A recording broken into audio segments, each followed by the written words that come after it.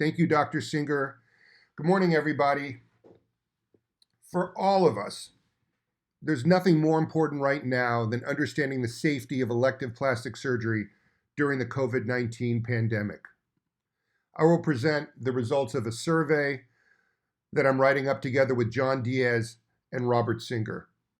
It was sponsored by the Los Angeles Society of Plastic Surgeons, and the board members deserve congratulations for helping this to continue. I own stock in Establishment Labs, which makes Motiva breast implants. We all remember all too well the terror that gripped the country in early March as cases were rising and nobody knew whether there would be an influx of patients that would overwhelm the hospital system. So on March 13th, the American College of Surgeons said that we should start reviewing elective cases and to minimize our use of essential items. On March 16th, as an example, Santa Monica and Los Angeles closed non-essential businesses.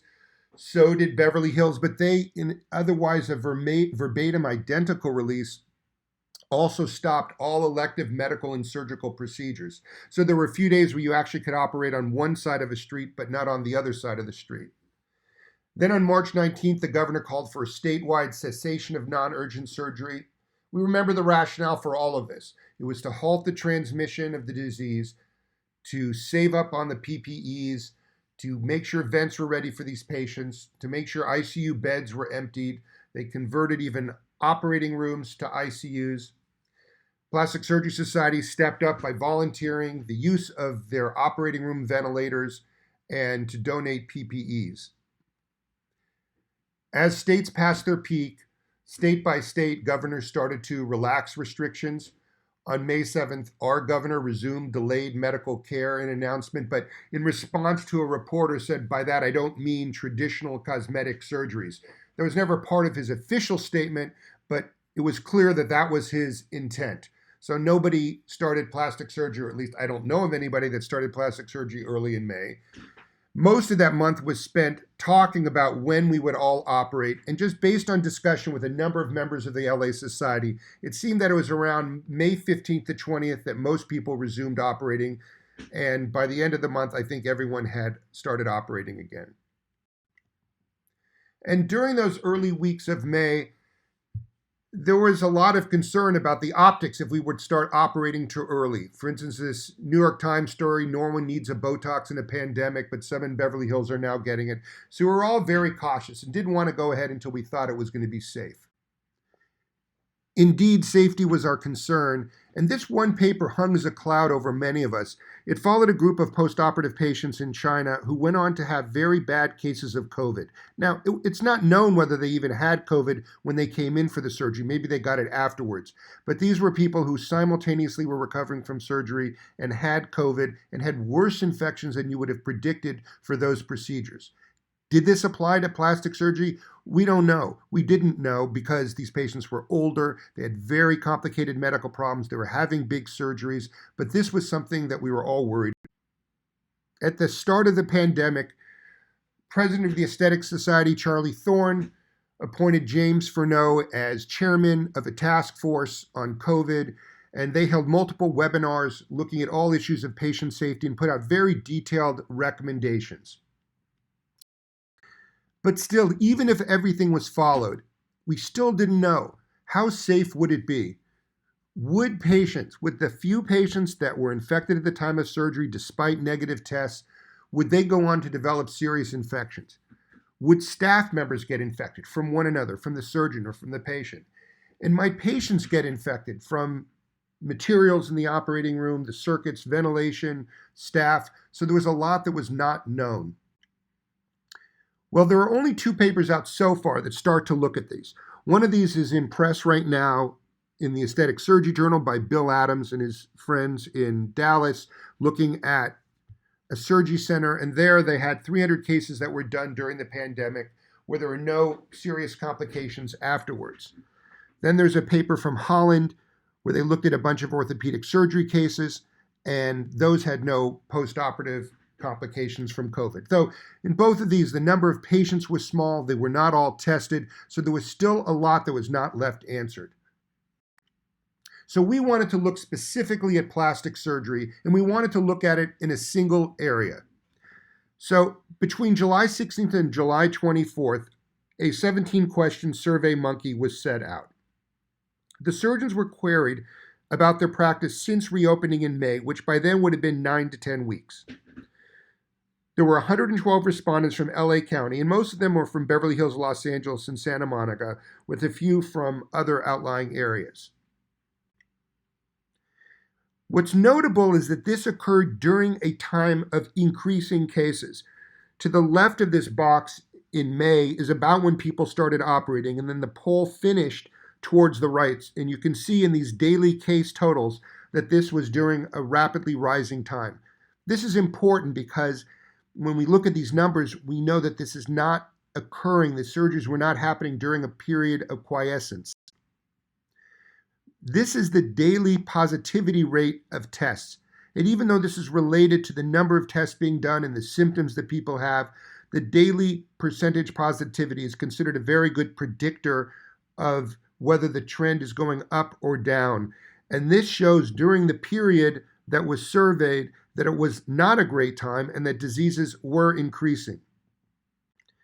It's also notable that the cases are obviously not evenly distributed. So we talked about these surgeons were mostly in Los Angeles, Beverly Hills, Santa Monica, and areas close to them, all of which were either in the lightest blue areas of this map or the next level blue with regards to the number of cases. So when you try to interpret this data for other communities, you only can know about it from where these were. But the problem is it's also about the patients, and we did not track where all of the individual patients came from or where all the staff came from. So it's actually a very complicated thing if you wanted to accurately trace this to the last detail. So pre-op PCR testing, 92% of the surgeons tested everybody. 8% of the surgeons tested about 81% of the time, and only 2 surgeons never did testing on their cases. So 95.5% of the patients had a preoperative test, and only 4.5% of them didn't have a pre-op test. All in, there were 41 positive pre-op tests. That's 0.69% being positive. Now, the testing positivity during this time ranged from the low 7s to the high 8s, but those are, of course, biased to patients who had symptoms, and these were patients who were asymptomatic getting their pre-surgical testing. After surgery or after the procedures, 7 patients of the 5,663 surgeries that were tracked, 0.12%, 7 of them were positive. There were only 3 positive injection patients and 6 positive energy therapy patients. Presumably those numbers were lower because they were not followed the same way that surgery patients are followed in the period after the procedure. All of the cases were described as being mild. There were no hospitalizations and there were no deaths. And for the employees, 9 of 112 practices had at least 1 positive employee. They reported, though, that only 6 of the cases they could trace back to work. In one case, there was a nurse infected by a surgeon who didn't know that he or she had it. There seems to be a case of a fellow who was thought to be infected by an attending who they thought got it from going to a meeting. And the other 4, no details were provided. But for all of these, there were no outbreaks in any office. All of them had mild cases. There were no hospitalizations, and there were no deaths. So some thoughts about the data. It has the same shortcomings of any survey, but we did get a very large response, and there were very large sample size. 5,663 surgeries is quite a lot. The 6 post-op cases are, of course, concerning, and you can conclude, well, it's not dangerous to have plastic surgery. You have COVID. All 6 patients did fine. That's true, but it was only 6 cases. We have to wonder when they were infected. Did they have a false negative test? Did they get infected between the test and surgery? Could they have been infected during surgery? We don't know the answers to any of that because there were so few of them. Were there more than 6 post-op cases? Probably, because some people are asymptomatic. But if they were asymptomatic, then in a sense, it doesn't so much matter with regards to patient safety. Could there have been more cases that the surgeons just didn't know about? Of course, but generally we're following patients closely for those first 2 weeks after surgery, so surgeons should have known. We need to consider the false negatives. It's not just the number of patients who were found before surgery, but the number of cases that weren't found. In other words, what we care about is the people entering the operating room who are infected but we don't know that they're infected. So, for instance, there were 41 positives that were caught preoperatively.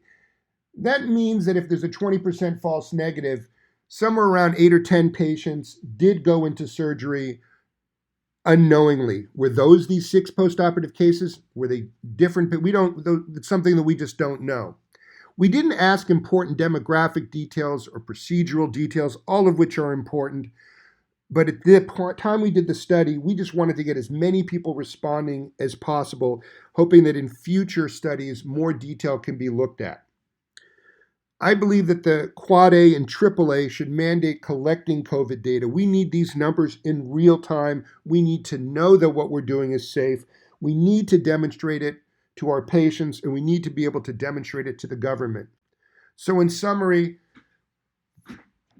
this survey reported on 5,663 surgeries done with no serious COVID-19 in patients or staff. Plastic surgery is safe for patients and for the staff, and there really is no rationale for regulators to restrict plastic surgery during surges of COVID. Thank you for your attention.